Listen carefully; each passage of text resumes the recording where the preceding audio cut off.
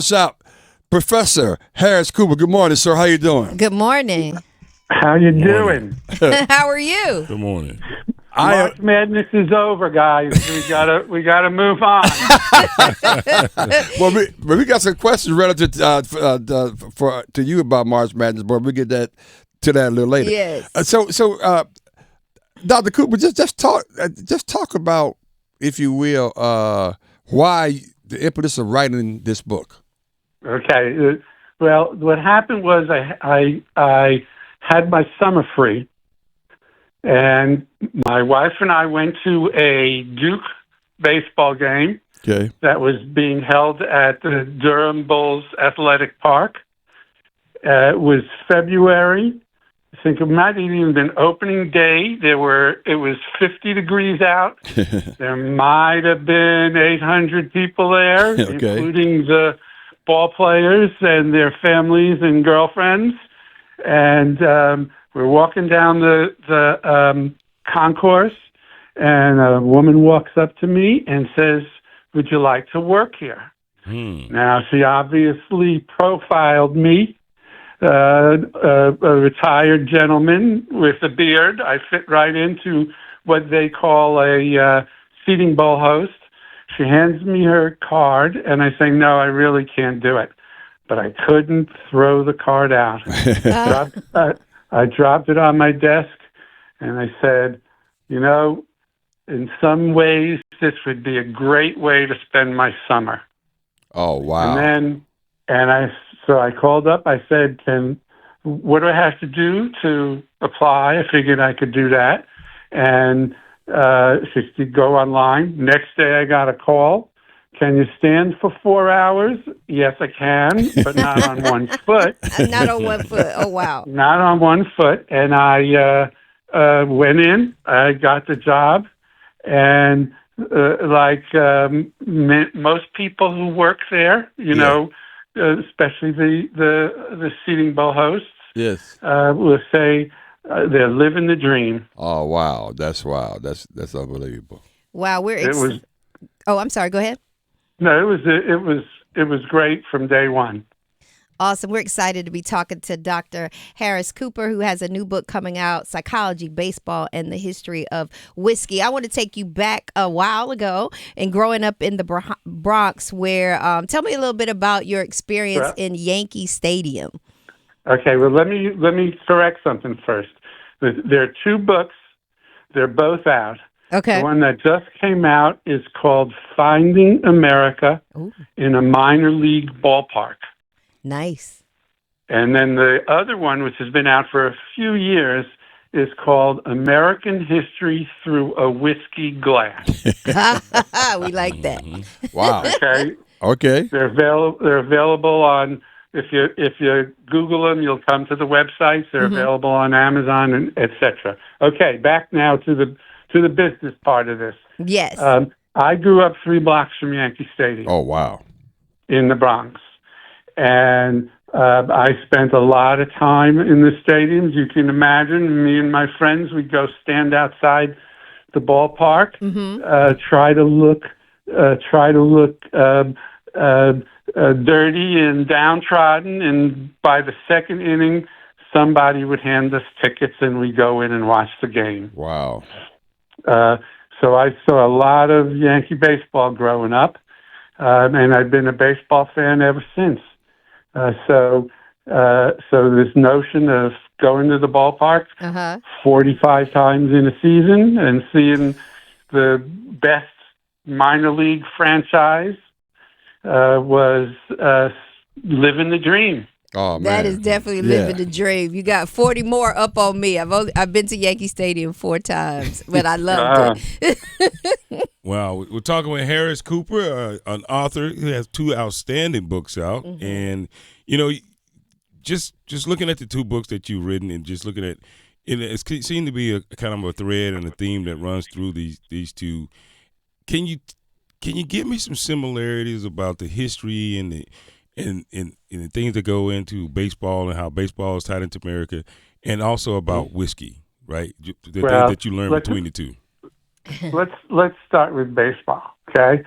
The people who like baseball. Baseball cuts across all the divisions you can think of in American life.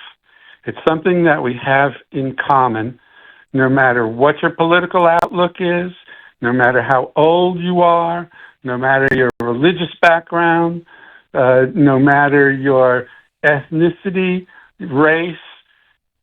Baseball, even though people think that other sports have overtaken baseball in interest, baseball is still where America resides. You can go, one of the most remarkable things about being a host was seeing the incredible diversity of people who came, and more so in minor league baseball than in Major League Baseball. And the reason for it is because it's a lot cheaper.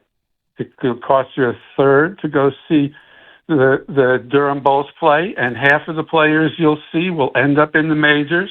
You might see people with Major League backgrounds. The intimacy of the ballpark. You'll see families. You'll see business groups that are coming out for particular company outings, right? Within days of each other, I ran into a guy who was there celebrating his birthday, and he was in his 90s. Wow. He was there with his two sons, each of which were in their 70s. Wow. Okay? A few days later, I run into two new parents who are straddling an infant who was not 3 weeks old. Oh, wow. Okay? And those are the extremes, but you can find everything in between. And you don't need to be a really big baseball fan to come out and enjoy it. I ran into people, especially other hosts, who are sick in their knowledge of baseball, incredibly impressive in what they knew about the game, its history. I could ask them a question. I never pretended to understand anything like they did. I was the student, they were the teacher. And then you could next run into people who were at their first game who wouldn't ask you, they would ask you how many innings, how many outs in an inning. Right. I had one girl approach me, and the game was tied in the 9th inning. Yeah. And she says, as the game goes into the 10th inning, what happens? I said, well, they just keep playing. And she says, but do they call the game off after the 10th inning? And I said, no, why would you say that? I said, well, because there's no more room on the scoreboard. That's funny, man. We have an unbelievable conversation with Dr.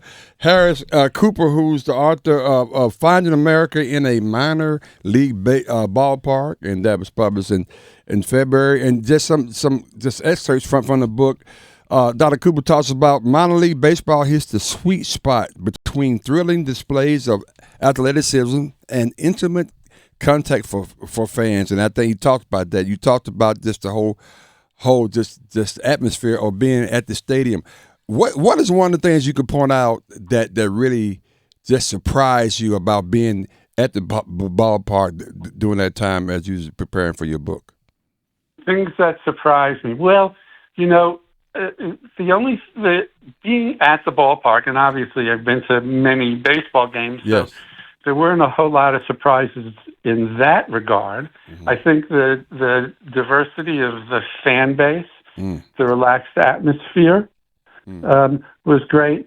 But on the field, the thing that impressed me most, and I say this in the book, that I didn't realize was the strength of ball players' arms. There were so many times when somebody was trying to take an extra base, or whatever, they're running real fast, right. And I said, there ain't no way that right fielder can throw that guy out at third base. and the ball comes rocketing in. Wow. And especially, you don't quite get this if you're watching it on television because you can't really see the entire arc of the ball. But when you're sitting in the ballpark, you say there's no way they can do that. And I now, when I watch baseball game and somebody's trying to take an extra base, I don't give up on the fielder. And my sense is that these I'm going to call them kids because I'm not a kid anymore. Apologize. But my sense is that my bet is that a disproportionate number of baseball players at these levels were the quarterback on their high school football team. Interesting. They were multiple sport players, and they have rocket arms. It was the one thing that impressed me most about what was going on the field. Okay, that's awesome. Wow, outstanding. We're talking with Dr. Harris. Dr. Harris Cooper, the author, have two outstanding books out, and I want to ask you real quickly before we let you go about the Durham Bulls specifically and that franchise and what it means and what you learn about what they mean to the city of Durham and minor league baseball. Well, that people would call what you just pitched me a softball. I had to make it easy for you on the way out. You're making it easy for me. Everybody in the area knows what the ballpark and Capitol Broadcasting did for downtown Durham. They started with the ballpark. They have built office space. They've built the American Tobacco campus. They've built a field for children with physical challenges. Miracle Park. That's the Miracle Park. It's wonderful. Yeah. So what the Bulls have meant for downtown Durham is just remarkable. And they employ thousands of people. It's in the five figures multiple times. Okay. I also came away, and I don't mean to be a corporate shill, but the organization was fantastic. Wow. Everybody that I worked with, from the very top management, you mentioned George Habel. Yes. You can imagine how they might be a little leery if somebody wants to write a book. It's an expose. It only got better. My impression only got better the longer the season went on. It's a wonderful place to be, and it's a wonderful organization. I wish I could say something bad about them. No, but I couldn't. We couldn't agree more. That's right. That's the reason why we're here. Absolutely. Yeah. Before we let you go, Dr. Cooper, I got one more too. I know that we talked about your connection as a distinguished professor at Duke University, but we're just coming off the national championship, NCAA. So, what is your connection to UConn? My PhD is from UConn. Is that good enough? That is good. That's a good start. Dr. Cooper. My wife's undergraduate degree is from UConn. Okay. There you go. Real quickly, though. Okay, we hadn't talked about whiskey, but Kmac and I are both bourbon connoisseurs. So, I mean, give us your top three right quick before we let you go. What you got? No, I won't do that. When you ask that question when somebody asks you, what's your favorite whiskey? Yeah. The only proper answer is to answer with a question. What? And that's, what time of day is it? Well, what am I eating? okay. Determined by those season of the year. Okay. It's no different from wine. Interesting. That would be true. I hadn't really heard it put that quite that way. But what's your go-to if you had one? Let me ask you that way. Your go-to. Well, I would say, I like it, in order to stay off the very top shelf. Okay. I will go with Maker's Mark.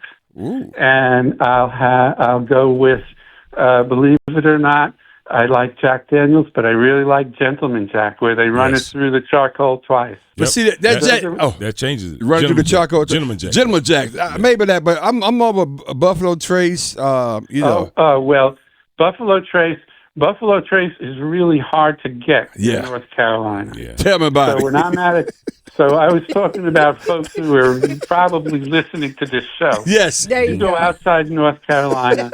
You know, we spend a lot of time in the summer in Colorado, and Buffalo Trace is there, and that's Buffalo Trace is my go-to in when I'm on the road and it's available. Okay. Well, you can't go wrong with Makers, Four Roses, and all the other ones. So you can't go wrong with any of those. Okay, there you go. You can't go wrong. Gentleman you can't Jack's go wrong. Dr. Cooper, I got to get the book, man. It's available. Where can people get both books, actually? You can get it, obviously, through Amazon online, Barnes & Noble online, Target online. Okay. You can also go to FindingAmericaBaseball.com. Okay. And you can order a signed copy directly from me. You can get signed copies at the ballpark in the team store. Okay. Well, that sounds good. Hey, thank you so much for blessing us with your presence this morning. And good luck with the book, and keep on bringing more books and information to us. We really do appreciate it. Well, thank you for inviting me. Yeah. Thank you. Take care. Have a good one.